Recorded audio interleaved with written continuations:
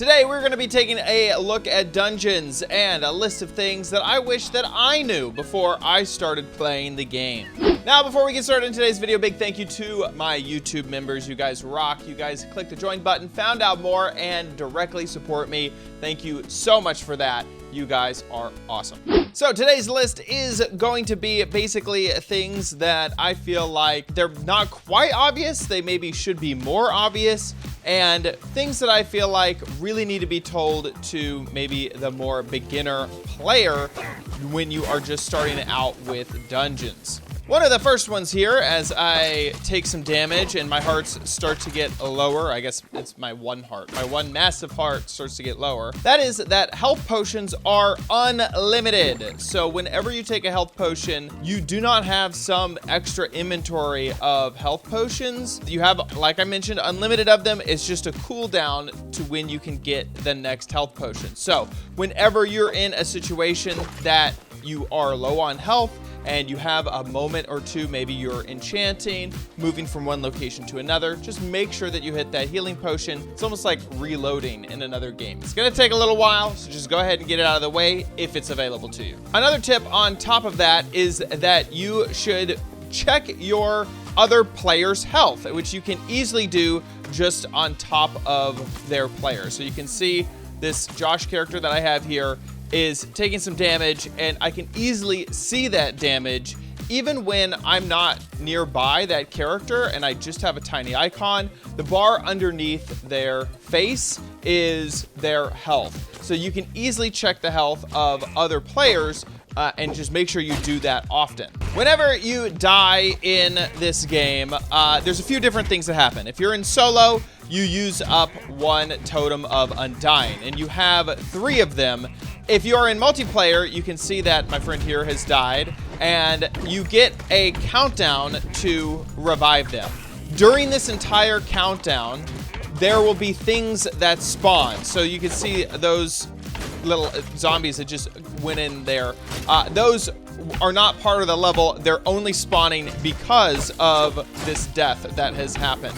Also, at the end of that countdown, phantoms start coming out of nowhere. There's basically nothing you can do about it, and it kills you really, really quickly. So you should really go and revive your friend whenever you can, and do it as fast as possible. Same sort of situation though, you lose one of those totems of Undying, and you're back to checkpoint from a little bit, earlier in the map. You can check how many totems of Undying you have just underneath your health. You can see it right there. So currently, us in this playthrough, we have 2 totems of Undying left. Something that was definitely not obvious to me the first time that I played through this game is that things that are dropped on the ground, like this swiftness potion, are picked up and immediately used. I was like, where are these in my inventory? I want that potion of swiftness. No, you use it immediately. So any food, arrows, potions, armor is different, and same thing with weapons. Those go into your inventory, but any consumable item is immediately consumed and used. So this swiftness potion, the countdown is on to make sure that I can get the most use out of it. That is sometimes really annoying because you'll be in the middle of a big fight, and one of the last 1 or 2 things will maybe finally drop a strength potion, and it's like, oh, what is this gonna do for me now? I've killed everything. One thing that is very difficult to wrap your head around is whenever there is loot on the ground, sometimes it's exactly the same for all people in the game, and other times it is not. And so I'm looking here at this sword, but the other person who I am playing with here, they see something completely different. Oh, and I'm actually controlling them too, so I have no idea where they are now. On their screen, they see something completely different. So here in this situation, we have an emerald over here that I picked up, some arrows, and 2 options for food here. And what my friend would see is emeralds, but emeralds of their own, the same food, and the same arrows. A good way to think about it is any time that there's anything with a money value associated with it. So that would be armor, weapons, artifacts, all those things that can be salvaged, which we're gonna get to in a moment. Anything that could be turned into emeralds later on, that is per player.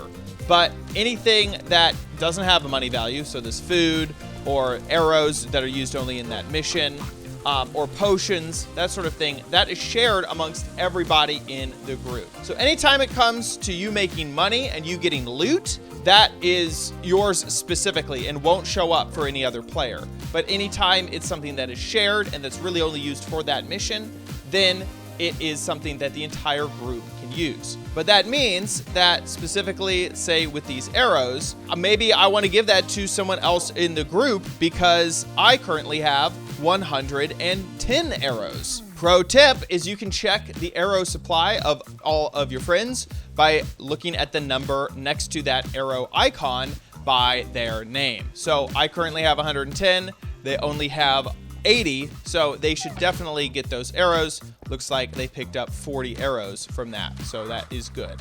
Next, let's talk about enchantment points. You get an enchantment point every time you level up. My character is currently level 4. You start off at level 1, so you don't have an enchantment point at level 1. So basically, it is your level minus 1. So I am level 4, so I have 3 enchantment points. You can see that I have 1 on my sword, 1 on my bow, and 1 unallocated over here in the corner. So enchantment points you use to enchant up your gear. So this wolf armor, eventually you might get armor with 3 different types of enchantments, but this one only has 1 slot available, but you have 3 to pick through, and then you commit to whichever one you pick through, and that's the one that you could level up to level 3. So let's go ahead and enchant here. It looks like we got food reserves, swift-footed, and potion barrier.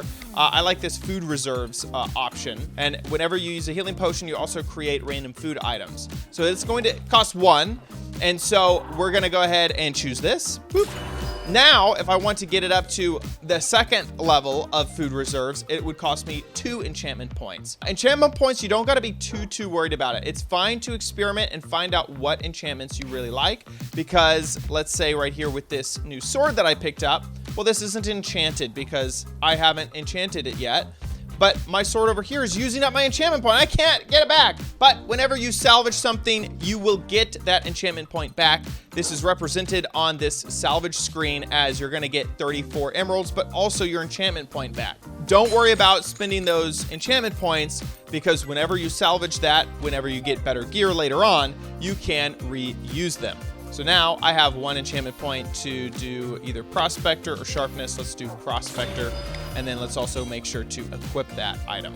Another interesting thing to remember is that these supply chests, I've already gone ahead and opened this. So I have some bread and some arrows right there. They can be opened by every member of the party. So even though that was opened, my Josh friend here hadn't opened the chest yet, and he just did that. So it created more. So whenever you see this, even though it's open for you, make sure that you point it out to all your friends to also make sure that they open it. And then after they open it, it will be open to them. And that's how they can tell if they've opened it or not. Also, whenever you see a pig with a chest on it, make sure you kill it, because you get some pretty awesome stuff from it. Also, don't be afraid to pick up a loot that you feel like is underpowered. That loot that I just happened to get was probably pretty overpowered. Looks like it's, oh no, it's underpowered. Look at that. Not even all that great. Because sometimes loot will have enchantments that are really good. Or even if you feel like it's like there's no way that I'm ever gonna use that loot, I love the enchantments that I have, you may just want to get just for the emeralds, because every time you salvage loot, you are able to get emeralds from it. So never pass up loot, always pick it up, because eventually you might salvage it later on. Now, I want to take a moment and speak a little bit again about how your armor may look like you picked up something that's better, but maybe you might want to stick with something you have, or maybe you pick up something that looks worse, but you want to switch to it. And why is that? You have these little obvious arrows above and below the level quality of whatever you pick up. But you may want to ignore that, because say this wolf armor has the ability of healing nearby allies every time that you use health potions. So that is something that is really cool. And maybe you're playing with your cousin who just doesn't know how to play the game, and so you can go and stand by them and use your heal potion to heal them up a little bit. Or maybe you're someone who loves to use ranged weapons. Well, of course you'd want to switch to an armor set that has 30% range damage. So check out what these armor pieces say, because you may want to stick with one that technically has an arrow that is lower than one of the things in your inventory. Basically, you may want to have a lower level item, even though it seems like you would want to always have the highest powered thing because of either enchantments or effects that that item gives you. Also, by the way, if you are really upset that you salvaged something, so say this diamond sword, you do have the chance to undo it for a brief amount of time. It's technically an unlimited amount of time, but most likely you're not going to stay on this menu. So I can go ahead and click the undo button and it comes back. It takes away the emeralds that it gave me. But say right here, if I salvage this sword, it still gives me the undo, but if I move away from this menu and then go back to the menu, that option is gone. In fact, even if I do something like, say, move around my menu here, it is gone. So it's really an immediate thing that you have to do. It'll stay there forever, but I mean, who doesn't like move around whenever they're in a menu? So it's very, very limited in how quickly you can get that undo back. My next tip for you happens to do with the map. The map is super duper useful to tell where you have explored and where you have not. There's obviously a fantastic indicator to tell you where to go, which is that sort of yellow arrow, or sometimes it changes to like a pinpoint sort of situation. But sometimes exploring is very, very lucrative because there are hidden chests around, and exploring is one of the best ways, it's really the only way, to find that. Or maybe you didn't realize that an area was so big and there's a big corner of it that you should go check out. So I check the map often to make sure that there isn't something that I want to go look at. Also, if you happened to walk past a chest and didn't realize it, a chest will show up on the map with a very noticeable icon. I don't have one right now. Hopefully we'll find a chest icon later on in playing.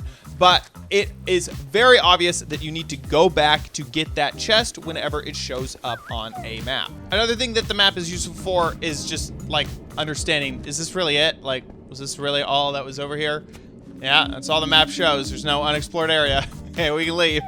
Another big thing when it comes to combat is that you should always try to use your artifacts. The artifacts are the sort of extra little items that you have with you. And right now I have two of them. I have one that is speed boots that make me move kind of fast. And then another is this dog right here. And make sure that you always use them and don't forget about them, so that you're taking advantage of everything that you can. Don't forget that the map has two modes, one that is just an overlay and one that is an entire screen. And on the entire screen mode, you can see how many secrets have been found and how many chests have been opened. So if you want to make sure that you are 100% completing the game, keep an eye on the map screen to tell if you need to go exploring a little bit more. When you are in multiplayer, you can teleport to your friends by using this ender pearl here. So if you get too far away from them, make sure to use the ender pearl to easily get back to their location. Now let's talk a little bit about levels. Whenever you're at this screen, you can change the difficulty of a level, just like how I'm doing right now. You can use the bumpers on your keyboard, or you can just click right here with your mouse and keyboard. You'll see what it expects the power to be. So recommended power is 10, what we have with our team, and then what you are individually. So I have a lower level person playing with me, so you can easily change the level. You'll also see what type of gear and artifacts drop based off of that level. So it looks like I've already found an evocation robe, but there's a whole bunch of things in this level that I don't know exactly what would be there. So if you were specifically trying to look for some type of artifact, like over here in the creeper woods, let's say I was looking for some good wolf armor, then I could make sure to play that at a higher difficulty, and hopefully I would get some better gear drops. Also, every time that you play a level, the layout will be different every time. So the level itself seems to be using basically puzzle pieces, and those puzzle pieces will be oriented differently but it's basically the same game. So things like the boss area will be the same, and you may even see areas that look exactly similar to something you've seen before, but just in a different orientation. So even though this is the same map, I might come across a completely different area of the map that I had never seen before because of how unique it makes each of the different playthroughs every time you play through the game. By the way, if you've watched another tip or trick thing that I've done about Minecraft Dungeons, I love to point this out to you. There is a weird glowing sound from the loot. So as I walk far away, you can't hear it anymore, but as I walk closer, you can hear loot. Everybody will be happy that you have found some loot. It goes away whenever you pick it up, and it's never a bad day whenever you find loot. And that wraps it up for my amazing list of things that I wish that I knew when I started playing Minecraft Dungeons. I hope that you found this list useful to you. If you did, please give this video a big old thumbs up. Also, make sure you subscribe for future videos, tips, tricks, tutorials, and spotlights here on OMGcraft. And we'll see you in the next video. Bye!